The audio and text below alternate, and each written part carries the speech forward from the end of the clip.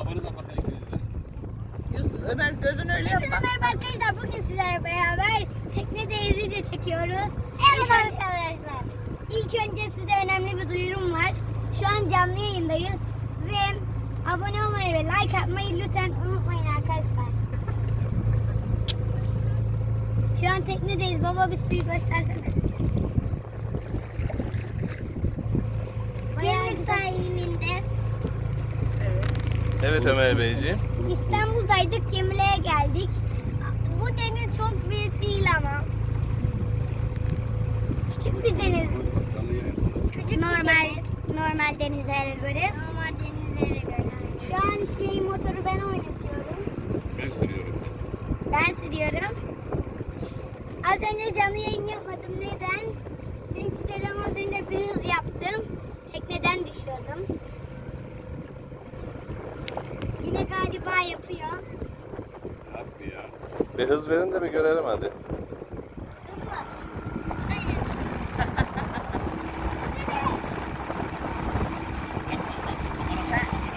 Evet arkadaşlar. Arkadaşlar.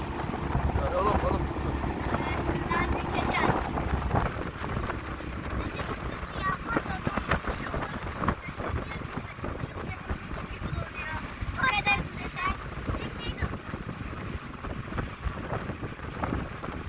Arkadaşlar kanala abone olmayı ve like atmayı unutmayın.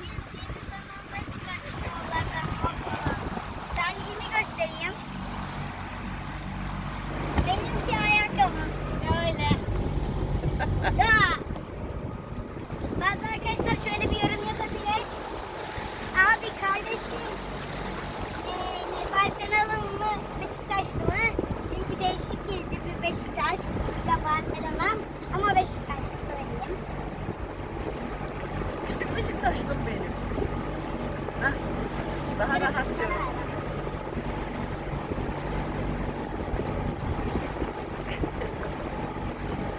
Neden kürek çekmediğimi var. Ömerciğim sen de abinin yanında gör. Hadi Ömer bakalım. gel sen de şuraya. Evet. Canlı yayınımız birazdan bitecek arkadaşlar. Azıcık daha dursun. Yeri sağlanmaz yalnız. Yeri Canlı sağlanmaz. yayınımız birazdan bitecek. Normal video çekeceğiz. Canlı yayın değil. Daha kaçalım. Anne, hangi sayfa? Ve bu çocuk kanalı biz çekiyoruz. Babam tutuyor şu an kamerayı. Biz çekiyoruz. Böyle. Bay bay. O zaman bir dakika daha iyi. Bay bay değil. Bu mu? Evet ama çok az. Çok fazla.